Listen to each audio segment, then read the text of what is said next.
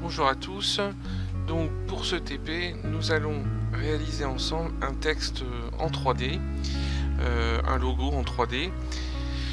Ce logo va être à la fois un petit peu acidulé et à la fois va comporter l'ensemble des éléments pour pouvoir être en 3 dimensions, c'est-à-dire les ombrages, l'épaisseur, bref, une illusion de 3D. À quoi ça va nous servir? Eh bien ça va nous servir à deux choses.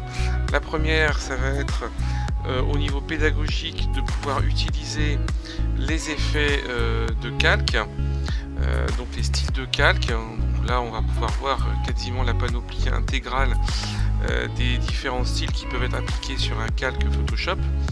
Et puis en termes de création, ça va nous permettre de créer un logo ou un titre en mode 3D, en mode un petit peu relief.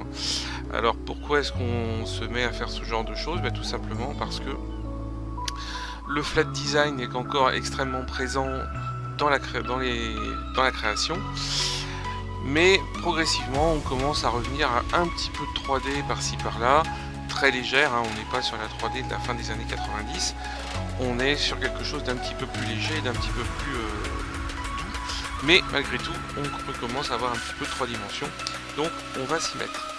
Alors, de quoi avons-nous besoin? En prérequis, nous avons besoin donc évidemment du logiciel Photoshop. Ici, on est sur la dernière version CC, puisque c'est une version par abonnement, mais ça fonctionne à partir de la version Creative Suite 6, ça doit fonctionner. L'autre élément dont nous avons besoin, c'est d'une couleur. Vous allez déterminer la couleur de votre logo. Donc moi pour moi je vais utiliser la couleur du bleu de la ville de La Rochelle. Donc en priorité j'ai téléchargé, ça ce sont mes vidéos, j'ai téléchargé le logo officiel de la ville de La Rochelle que l'on peut ouvrir. Voilà, tac, un petit coup de OneDrive. Voilà. Qui s'ouvre évidemment pas sur le bon écran. Voilà, donc ce logo va nous permettre de récupérer le vrai bleu de la ville de La Rochelle. Bien entendu, on n'est absolument pas obligé de faire ça avec ce bleu là, vous pouvez faire avec le bleu qui vous convient. La première étape va être donc de faire fichier nouveau. On va donc créer un nouveau document Photoshop. Donc, il y a des documents qui sont préétablis mais on ne va pas s'en servir. On va commencer à utiliser ce logo. Donc là ici je vais mettre logo 3D hein, par exemple comme titre. En largeur je vais utiliser une largeur d'écran donc de 1200 pixels et je vais faire une hauteur un peu plus faible, genre par exemple 600 pixels. Là après c'est à vous de régler en fonction du type de logo que vous souhaitez utiliser. Bon, l'avantage de 1200 par 600, ça vous fait un beau paysage. La résolution, donc puisque c'est pour travailler à l'écran, on va rester sur une résolution de 72 pixels par pouce, hein, c'est la taille classique d'un écran. Si vous voulez faire de l'impression, à la place du 72 pixels par pouce, vous allez travailler plutôt sur du 300 pixels par pouce. Et auquel cas, il faudrait bien entendu mettre une largeur et une hauteur beaucoup plus importante. En termes de couleur, on va rester sur du RGB 8 bits, c'est bien suffisant. Mais on va changer le fond. Au lieu de mettre un fond blanc, on va mettre un fond couleur, hein, donc personnalisé. Voilà. Je vais définir une couleur. Alors je vais prendre un gris. Donc DF. Voilà, un gris assez pâle. Voilà, tac. Voilà. Et je vais rester ici en pixels carrés. Les pixels de notre format sont par exemple pour les écrans. Donc si on souhaitait faire un logo qui apparaît sur un écran de télévision par exemple, on irait plutôt se positionner en HDTV, ici, donc en 1.33, ou en 1.21 pour les écrans type NTSC américain. Mais là c'est pas le cas, on reste sur un écran d'ordinateur, pour les réseaux sociaux par exemple, donc on reste en pixels carrés. Je fais créer. et Photoshop va donc me créer mon document vierge. Alors pourquoi est-ce qu'on a utilisé donc un gris pâle plutôt que d'utiliser du blanc? Et bien tout simplement parce que le blanc c'est légèrement agressif et le fait de travailler en gris pâle, ça va nous permettre de travailler sur quelque chose d'un peu plus doux. Je vais déverrouiller le calque du fond, parce que ici vous remarquez que puisque c'est un arrière-plan, il est verrouillé par le petit cadenas qui est ici. Donc je le déverrouille en cliquant sur le cadenas, et donc mon document n'a plus d'arrière-plan, c'est devenu un calque. Ça va me permettre d'appliquer dessus un dégradé qu'on va obtenir dans les options de fusion. Pour obtenir les options de fusion, je clique droit sur le titre, je fais option de fusion,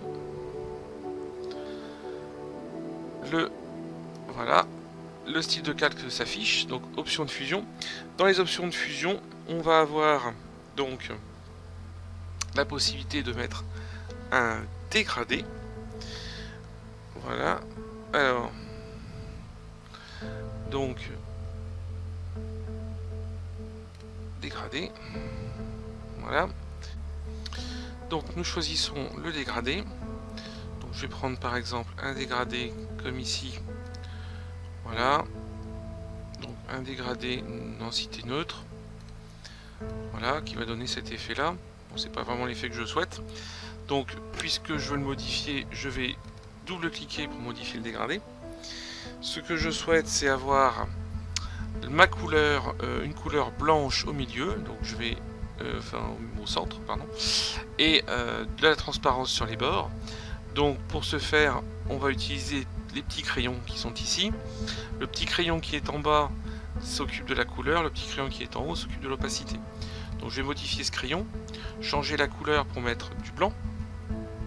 Donc le blanc, on peut l'obtenir en faisant 255 3 fois en RVB ou 6F ici en hexadécimal. On fait OK et on va obtenir ce que l'on souhaite. Voilà, voilà. Ici, donc nous allons régler le style en radial pour que le dégradé se fasse bien du centre vers les bords. L'opacité à 100% pour qu'on ne puisse pas voir le gris qui est en dessous. Et puis, pas d'inversion. L'angle, on le laisse à 0 pour qu'il n'y ait pas de difficulté au niveau de l'angle. Et puis l'échelle, on va l'augmenter un peu. Alors cette échelle qu'on augmente à 120%, c'est une petite astuce. Ça nous permet tout simplement de pouvoir avoir une zone qui est blanche, qui soit beaucoup plus importante que si nous avions pris 100% classique. Le 100% classique, ça veut dire grosso modo que on a du blanc tout à fait au centre et puis que ça va se dégrader tranquillement pour obtenir le gris sur les bords. Là, ce qu'on veut, c'est avoir une zone qui soit un petit peu plus importante au niveau du blanc, donc on va augmenter à 120%. On fait OK et pour l'instant, on laisse comme ça. On a terminé. Nous allons continuer ensuite en mettant notre texte. Alors, pour le texte, on va... Moi j'utilise une police d'écriture qui est assez classique. Hein. Cette police d'écriture qui est assez classique, c'est Freestyle Script. Voilà. Puisque le but là est de faire un logo un petit peu rigolo, puisque vu qu'on va le faire en acidulé, voilà, hop, Freestyle Script qui en plus est par défaut dans Photoshop, donc c'est pratique. Après, bien entendu, en fonction du style de logo que l'on souhaite réaliser, eh bien, on peut utiliser, bien entendu, une police plus ou moins importante, une police plus ou moins scriptée, on peut utiliser une police beaucoup plus droite si on veut faire quelque chose de beaucoup plus sérieux, par exemple. On va la mettre en 265 pixels, voilà, en 265 points, pardon, en haut. Là, style régular, hein, bien entendu, pas de gras lorsque l'on veut faire de la 3D. Je clique vers le centre, mais un peu n'importe où, ça ne m'intéresse pas. Voilà, et puis je vais marquer par exemple bienvenue. Donc là, le texte est en jaune. On va le corriger un petit peu. On le sélectionne et on va le passer en blanc. Alors pourquoi en blanc? Tout simplement parce que c'est ce blanc, donc là on a bien 255 3 fois, hop, voilà, on est en blanc. Tout simplement parce que c'est le blanc qui va nous permettre de travailler correctement. Je change d'outil. Voilà, hop, tac, voilà. J'ai bien mon bienvenu. Je vais en profiter tant que le calque est encore présent pour le mettre à peu près centré. Voilà. Alors j'ai, voilà, tac, j'ai les deux inférences violettes de Photoshop qui m'ont aidé à le centrer. Très bien, je suis content. Je vais ensuite dupliquer mon calque. Alors pour dupliquer mon calque, tout simplement, je vais faire, hop, dupliquer le calque. Je vais faire ça 3 fois.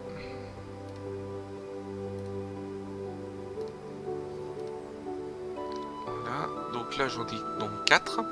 Je vais les renommer pour pouvoir m'en sortir. Donc ici, je vais l'appeler ombre indirecte. Ici, je vais l'appeler ombre directe. Ici, je vais l'appeler relief et bordure. Et ici, je vais l'appeler centre.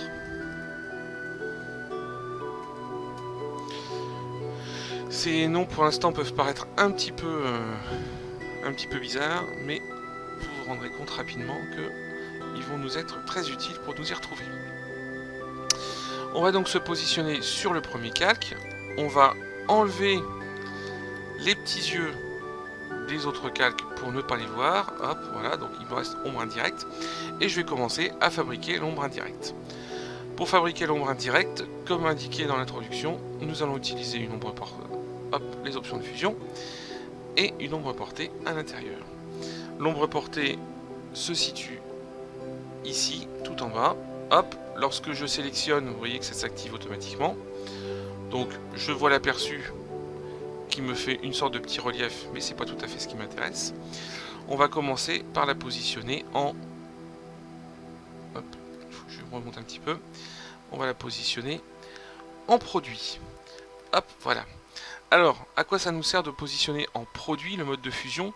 Eh bien, le mode de fusion produit va faire un produit, comme son nom l'indique, entre ce que je rajoute et la couleur du dessous. Donc ici, je vais rajouter une ombre, donc c'est-à-dire du noir léger. Et ce noir, eh bien, tout simplement, va venir en produit sur la couleur du dessous. La couleur du dessous que nous avons mis, nous, c'est du gris. Donc, du noir avec du gris, ça va juste faire du gris un petit peu plus profond. Mais si nous avions utilisé une autre couleur que du gris, par exemple, un fond un petit peu bleu pâle, par exemple, eh bien, nous aurions eu un bleu plus foncé. Voilà. Le mode de fusion produit, c'est le mode idéal pour pouvoir faire des ombrages. L'opacité, on va la réduire aux alentours de 30, voilà, 34%, c'est pas mal. Cette opacité, il faut la laisser assez faible, environ un tiers, de façon à ce que votre ombre ne paraisse pas trop violente et qu'elle ne fasse pas trop artificielle. On va changer l'éclairage, puisque là ici on a un éclairage à 90 degrés, donc qui viendrait du haut de la page. On va se mettre un éclairage un petit peu vers la gauche, voilà. Par exemple, voilà, 119 degrés. On pense à bien cocher, utiliser l'éclairage global. C'est ce petit coche qui va nous permettre de conserver l'angle d'un élément au suivant et donc de ne pas risquer d'avoir des erreurs de photoshopage dues au fait que les ombres ne viendraient pas du même endroit. La distance, je vais donc mettre 20 pixels. Voilà, donc la distance, ça représente la hauteur de survol. Plus votre distance est importante, plus la hauteur de survol de la lettre sur le papier est importante. Donc là, par rapport à la taille de notre police, 20 pixels, c'est pas mal. Si vous mettez une police plus grande pour un élément plus grand, eh bien, on va agrandir la distance. Si vous mettez une distance plus petite, vous réduisez aussi. L'idéal, c'est que ici, par exemple, quand vous voyez ce genre de rebondi, de B un peu rebondi, eh bien ça va nous permettre tout simplement que l'ombre soit parfaitement alignée. Vous voyez qu'on n'ait pas de zone où on revoit du clair. Voilà. C'est un petit peu la limite. Le grossi, on va mettre x2 par rapport à la distance, plus 10. Donc 50. Voilà. Le grossi, c'est la taille de grossissement de l'ombre. C'est-à-dire que, évidemment, vous êtes bien habitué lorsque vous marchez dans la rue, votre ombre est plus grande que vous, hein, lorsque vous êtes éclairé par du soleil ou par l'éclairage urbain, donc votre ombre est plus grande que vous, et bien là c'est pareil, le grossit, c'est-à-dire que l'ombre, votre ombre sera 50% plus grosse que vous. La taille, ça ne représente pas la taille de l'ombre en réalité, ça représente plutôt la taille de l'étalement. Puisque c'est une ombre, elle n'est pas nette, elle doit être assez diffuse, et bien en fait la taille, ça représente la taille de la diffusion. On fait OK, puisqu'on a terminé, hop, voilà, et on voit que nous avons notre ombre indirecte qui est réalisée. Maintenant, passons au deuxième élément, on l'active. Évidemment, on ne voit pas de différence au niveau du centre, puisque on met du blanc sur du blanc. Et on va, pareil, activer les options de fusion. Pour la petite info, vous pouvez activer les options de fusion aussi ici, par le bas. Hein. Là, pareil, je veux une ombre portée, donc je vais le faire par en bas, par l'ombre portée. FX comme effets spéciaux, voilà. Alors bien entendu, le moteur de Photoshop conserve les réglages que j'avais effectués précédemment. Là, ça va pas être du tout le but. Là, le but, ça va être de faire non pas l'ombre indirecte, c'est-à-dire l'ombre qui diffuse partout, mais l'ombre directe, c'est-à-dire l'ombre qui est exactement en dessous de vous. Cette ombre, elle doit être beaucoup plus noire, puisque vos lettres vont occulter la totalité de la lumière, et aussi doivent être beaucoup plus précises. Donc, on va augmenter l'opacité vers les 75%. Voilà. On ne touche surtout pas à l'angle, on garde bien l'éclairage global. La distance, on va la réduire, voilà, pour que, hop, puisque là, le but évidemment, c'est pas de survoler aussi loin. Le grossi, j'y touche pas, et je vais réduire la taille, je vais à peu près la diviser par 2, j'étais à 26, je vais passer à 13. Hein. Voilà. Donc là, on repère bien le résultat en temps réel. Vous avez bien votre ombrage noir et l'ombrage plus clair qui est autour. Même si on voit un aperçu en temps réel, je vous conseille de ne pas faire de réglages plus précis lorsque vous êtes en train de fabriquer vos ombres. Attendez d'avoir la totalité de votre relief qui soit effectué pour pouvoir faire éventuellement des re-réglages. Ça vous évitera de faire des re-réglages et qu'au final ces re-réglages ne vous conviennent pas à la fin et que vous soyez obligé de recommencer. On fait OK et nous allons passer au calque le plus complexe, c'est-à-dire le calque qui contient le relief et les bordures. Donc je vais l'activer et là encore je vais aller chercher les effets spéciaux. Voilà, effets spéciaux. Je vais commencer mes effets spéciaux par le biseautage et l'estompage. Alors, sur cet élément, on va ajouter un certain nombre d'éléments. On va ajouter donc du biseautage et de l'estompage pour pouvoir ajouter les bordures. On va ajouter un contour et des incrustations de couleurs. On va voir ça en temps réel. Donc nous allons commencer par le biseautage et l'estompage qui se situe ici. Tac. On commence là, biseautage et estompage, vous voyez que le résultat qui est donné par défaut est assez moche. Voilà. On va donc ici mettre plutôt un contour d'estompage, technique lisse. Alors le ciselage, bon bah vous voyez à peu près ce que ça avait donné tout à l'heure, c'était ciselé. Le lisse, évidemment je veux que ça soit lisse, hein, je ne veux pas que ce soit granuleux. Le ciselage, on va plutôt l'utiliser si on veut faire un texte qui va avoir une apparence comme martelé ou avec des dorures dessus. Dans ces cas-là, on utilisera du ciselage. Là, on va rester en lisse. La profondeur, on n'y touche pas, on reste à 100%. La taille, on va l'augmenter un petit peu pour qu'elle soit un petit peu plus visible. Voilà. Et le flou, on n'en met pas, puisque vu que c'est dessus, le but, évidemment, c'est pas de mettre du flou. Ici, on va changer le contour brillant. Alors, ce contour brillant, il a été, hop, on va le mettre comme ça. Voilà, tac, lissé. Le mode des tons clairs, on va le passer en superposition. Le principe de la superposition est simple. Les tons clairs se superposent les uns aux autres et les tons foncés sont éliminés. Concernant les tons foncés, on va utiliser le mode produit qu'on a déjà utilisé préalablement, mais cette fois-ci on va l'utiliser avec du noir. Donc pour obtenir du noir en RVB 000, voilà, le noir c'est l'absence de couleur, mais évidemment avec une opacité assez faible de 45% à peu près, voilà. Hop. Voilà, on ne fait pas OK, on va aller maintenant ajouter le contour. Alors le contour il est ici, donc pour faire ce contour on va utiliser un bleu, puisqu'on veut utiliser le bleu de la ville de La Rochelle pour pouvoir faire notre élément, et bien on va faire un contour qui soit un petit peu plus clair, voilà. On va utiliser donc taille, ici c'est la taille du contour, donc on va l'augmenter un petit peu. Vous voyez le contour il apparaît ici, hein. Voilà, c'est cet élément qui apparaît ici. La position je vais la mettre à l'extérieur, hop, tout de suite ça fait quelque chose de très différent. Vous voyez, un contour intérieur ça fait quelque chose d'assez sombre et qui va donc réduire la taille des caractères, ce qui risque de donner des difficultés de lecture lorsque votre logo va apparaître en petit, par exemple sur un smartphone. Au contraire, l'extérieur va donner quelque chose de plus large, mais on se rend bien compte qu'il va falloir remplir l'intérieur. Le mode de fusion on laisse en normal, l'opacité on laisse à 100%, et le remplissage, on va aller choisir une couleur qui nous intéresse. Alors puisqu'on est sur des bleus, eh bien on va pas mettre de rouge dedans, hein, bien sûr, on va rester en 0,0. Ici, donc, on va éventuellement partir sur du 78, voilà, ça peut être pas mal, hein, en bleu, et puis du 9A, voilà, donc ce genre de petit bleu là, vous voyez que le bleu c'est bien positionné à gauche, hein. Voilà, là je fais OK, je vois ce que ça donne le résultat.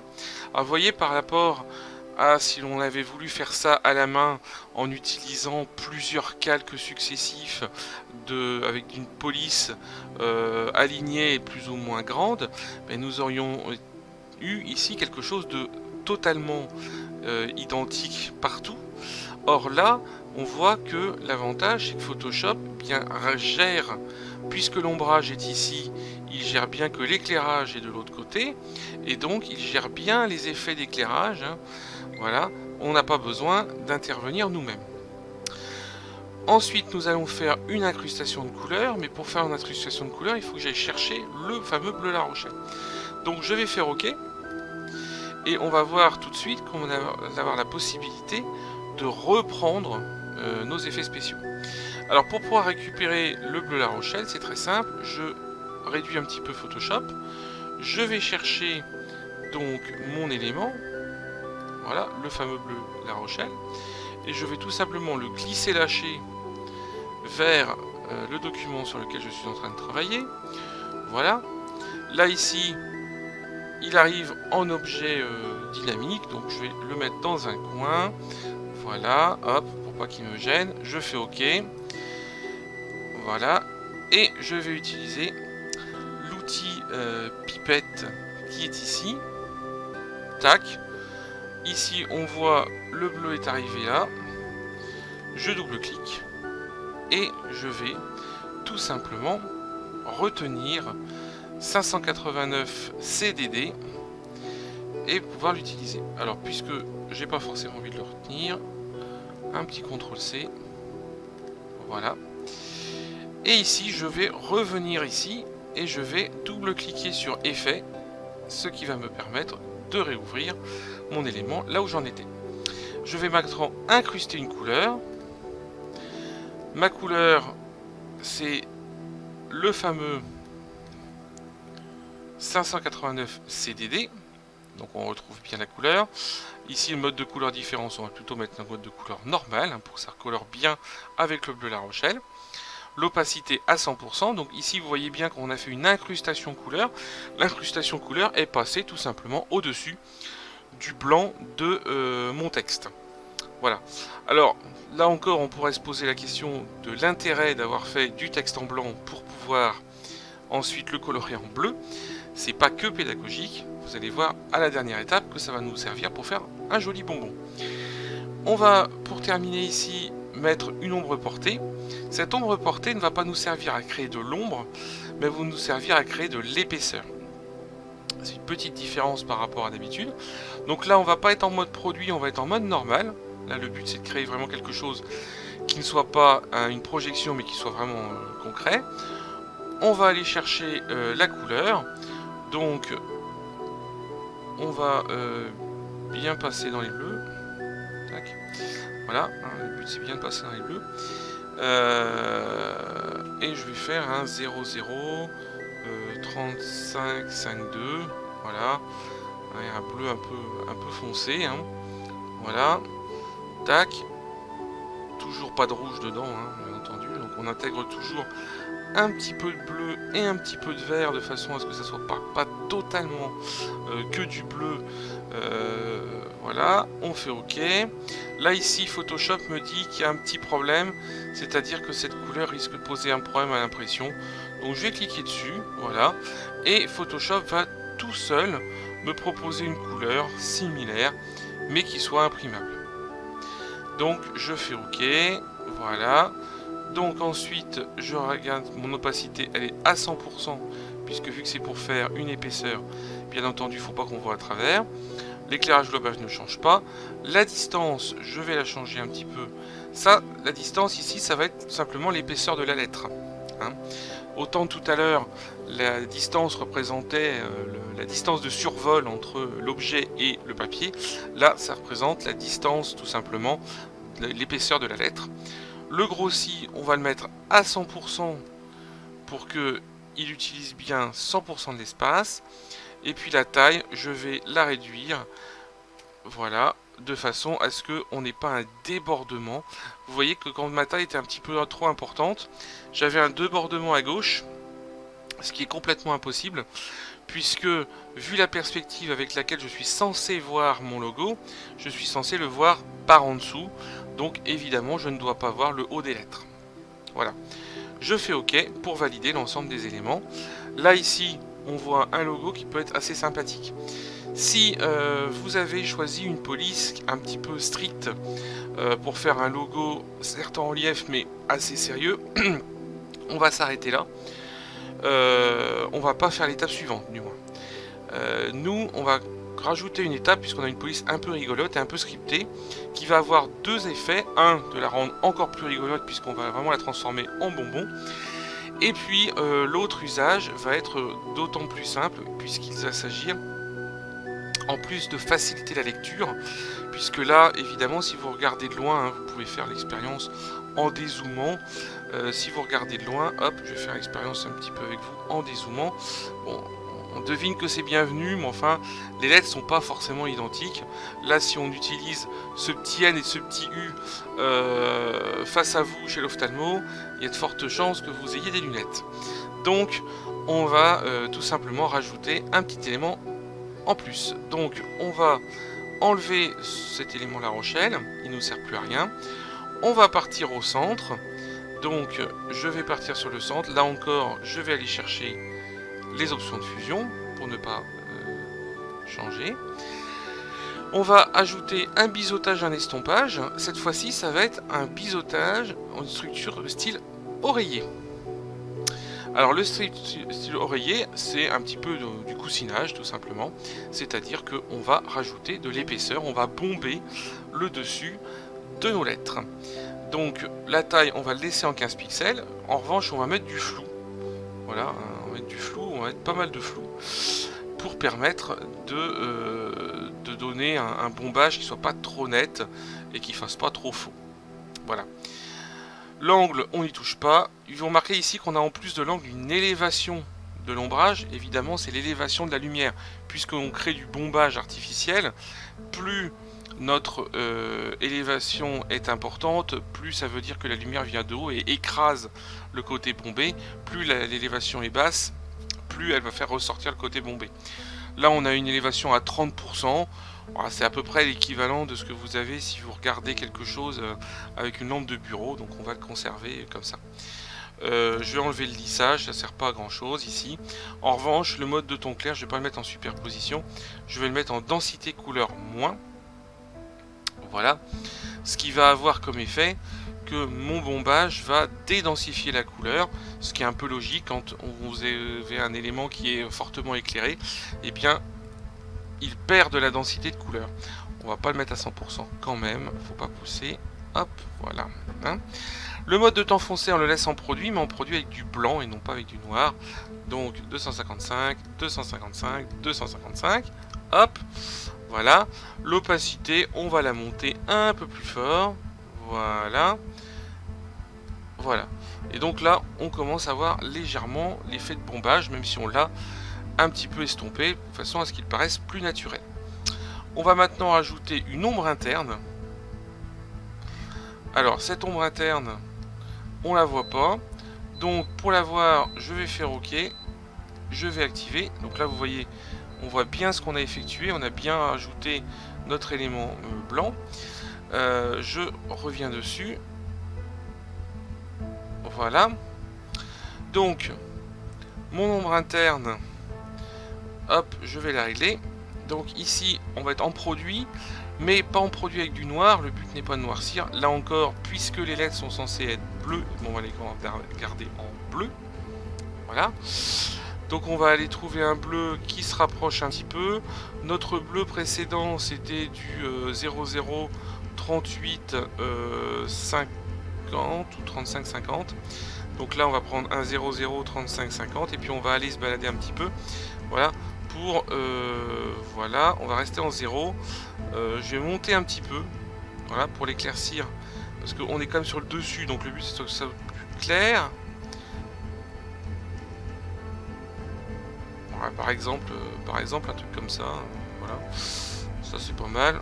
Hop, là encore je vais aider Photoshop. Voilà, il me propose une aide, donc je vais l'utiliser. Voilà.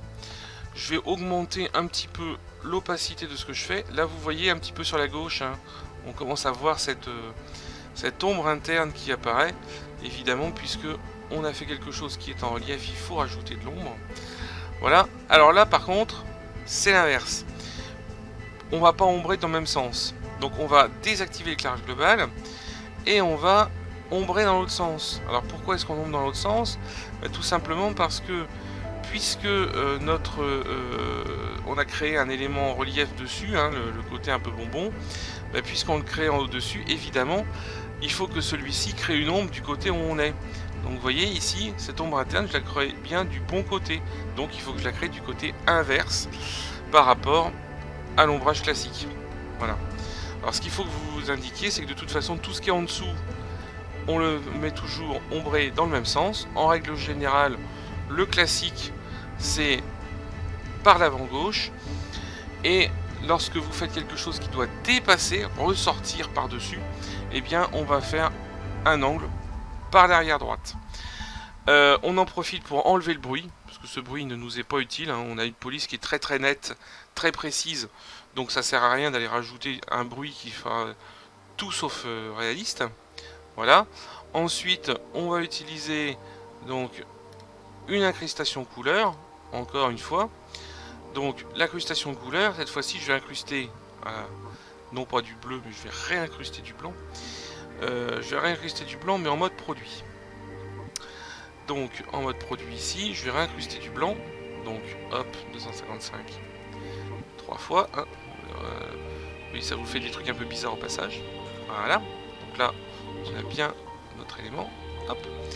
Et puis je vais faire une incrustation en dégradé, de façon à avoir un joli dégradé. Donc mode toujours produit. Hop, ici. L'opacité, je vais la réduire un petit peu.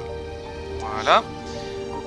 Le dégradé, donc ça va être noir vers incolore. Je clique dessus. Noir vers incolore, ça existe tout fait, c'est pratique. Tac. Voilà. J'aligne bien. Je le fais cette fois-ci en linéaire. Voilà, donc là on voit bien les effets apparaître, si ce n'est qu'ils sont pas dans le bon sens. Donc on va le mettre dans le bon sens, alors hop, 90 à la mimine pour éviter les problèmes. L'échelle, on la ramène à 100%, là surtout pour éviter que le dégradé n'aille se mettre, n'aille déborder royalement à l'extérieur. Un petit coup de lueur externe, hop, voilà, pour donner un petit peu de peps. Alors évidemment il va falloir la régler parce que le réglage par défaut est absolument horrible. C'est le réglage qu'on a dû utiliser pour autre chose. Donc une densité couleur moins. L'opacité on va la réduire parce que là quand même faut pas non plus que ça apparaisse complètement faux. Technique plus tamisée, oui. Alors la taille est bien sûr trop forte, on va la réduire un petit peu, voilà, là c'est nettement mieux. Le contour on va le laisser, l'étendue on va la laisser comme ça, la variation on n'y touche pas, c'est pas mal. Il va nous rester l'ombre portée à positionner, puisqu'évidemment je positionne un élément central, il faut bien que je crée une ombre autour. Donc le mode de fusion on reste en normal, on va aller chercher un gris pâle. Plus pâle que ça. Voilà, par exemple du 57, 57, 57, c'est pas mal. Voilà, opacité, bien sûr, on va la réduire. On est sur le dessus des lettres, donc l'ombrage est vraiment minime. La distance, c'est tout faible, 1 pixel, c'est suffisant. Grossi 100%. La taille, pareil, je vais la réduire un petit peu. Voilà, évidemment, vous doutez bien que la distance de l'ombrage va être ridicule, puisque c'est un ombrage d'un morceau de guimauve posé sur une lettre. Voilà, hop, on laisse comme ça. On fait OK. Voilà. Donc là, on est pas mal. Là, à ce moment, il nous manque uniquement un petit peu de brillant. Ça peut arriver. Hein. Donc on va rajouter un petit peu de brillant. Pour ajouter ce brillant, on va utiliser des textures qui sont existantes. On va les télécharger sur un excellent site qui s'appelle donc PSD Gold, psdgold.com. Voilà, on va chercher donc Optical Flares. On va en télécharger une des deux, donc on va regarder par exemple celle-ci, Optical Flare 7. Voilà, donc voilà, ce sont des textures, il y en a 3 dedans. Bon, l'autre peut-être en avoir un peu plus. Voilà.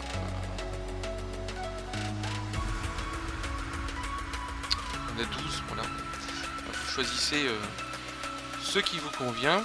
Et une fois que vous avez choisi celle qui vous convient, eh bien, on va la positionner dans le même répertoire que celui sur lequel nous travaillons tout à l'heure. Voilà, donc j'ai fait mon choix. Mon choix s'est porté sur le Optical 6 PSD Box que j'ai trouvé dans le gros package. Donc je le prends, hop, je l'emmène ici, voilà. Alors là ici pour l'instant on voit pas grand chose, donc c'est pas pratique. Voilà, je l'ai trouvé dans ce package là. Donc ici on va pour l'instant réduire un petit peu. Hop, on pense à activer ici le petit lien de façon à ce que lorsque j'agrandis ou que je rétrécis, les proportions soient bien respectées. Mon but c'est d'avoir un petit côté brillant que je puisse positionner un peu partout. Je vais quand même pas le laisser trop grand. Pour l'instant on voit pas trop ce que ça donne. Donc ce qu'on va faire c'est qu'on va accepter ça. Voilà. Et on va modifier le mode de fusion par rapport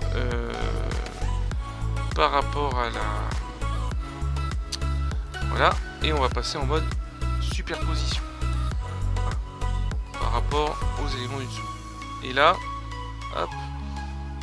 Alors, il était peut-être finalement un peu petit. Donc s'il est un peu petit, bah, tout simplement on fait un CTRL T. Puis on va l'agrandir. Voilà. Tac. Voilà. Alors, le but c'est de faire briller des choses. Donc là, j'en ai mis un là. Je vais dupliquer mon calque une fois pour le bord du point de vue, 2 fois pour le E, 3 fois pour le E, 4 fois pour le E. Voilà. Hop. Donc je vais le faire 4 fois. Donc une fois, 2 fois, 3 fois et 4 fois. Bon, si j'avais été totalement rigoureux, j'aurais dû nettoyer tout ça en renommant mes calques. Je vais pouvoir le faire après. Donc là ici, hop, je vais en mettre un. Je vais commencer par la droite de façon à ne pas être ébloui par l'autre côté. Hop, je vais continuer. Je vais le positionner ici. Alors vous voyez, à partir du moment où vous avez commencé, c'est super simple parce que vous avez les inférences de Photoshop qui viennent vous aider en permanence. Voilà, donc là je suis assisté par Photoshop, c'est quand même très pratique. Et puis le dernier, on le met ici. Hop, voilà. Là, j'ai l'ensemble de mon élément. Voilà, mon logo est terminé. Alors bien entendu, je peux mettre plus de brillant ou moins de brillant en fonction de ce que l'on souhaite. Ce qu'il faut bien respecter, c'est bien entendu de mettre du brillant essentiellement sur les parties éclairées, donc sur les parties hautes, et si possible, soit sur les trucs les zones un petit peu bombées comme ça, soit sur les zones de fin. On aurait pu en mettre un petit peu sur les jambages de haine. Les points de I, c'est évident parce que vu tout ce qu'on a fait, nos points de I sont complètement en mode ballon, donc évidemment ils sont brillants.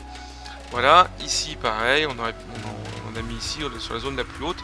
Bref, il faut respecter un maximum votre luminosité de façon à ne pas avoir de problème. Donc si nous regardons ce document, si vous regardez en bas de votre écran, vous remarquez que le document fait donc 2 mégas 06 en apparent et 35,3 mégaoctets en totalité. Ah, pourquoi évidemment? Parce qu'on a des superpositions de différents éléments, donc évidemment vous avez des superpositions de pixels. Ce qui veut dire que finalement le document est quand même pas si gros que ça, mais il va prendre un peu de place sur le disque dur. Donc on va l'enregistrer sous deux formats. Le format PSD, donc le format de Photoshop. Hein. Donc là, je l'avais déjà réalisé avant. Donc logo 3D, ici. Au format Photoshop, je pense à bien enregistrer les calques. Ceci va me permettre évidemment de pouvoir retravailler dessus, le modifier, éventuellement changer les couleurs, changer ce qui est écrit, changer la police, changer tout ce qu'on veut. Hein. Donc ça, c'est déjà fait. Et on va l'enregistrer dans un autre format. Alors on peut choisir le JPEG ou le PNG. Le PNG, normalement, c'est un format qui est très orienté vers les logos, vers tout ce qui a été créé plutôt avec Adobe Illustrator. Mais vu que dans le cas présent, nous n'avons fait que créer des effets spéciaux par rapport à du texte que nous n'avons pas pixelisé, c'est resté en vectoriel.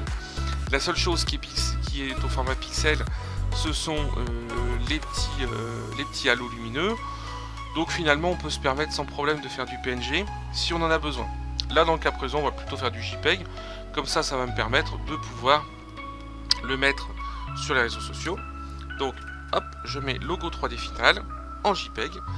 Je fais enregistrer.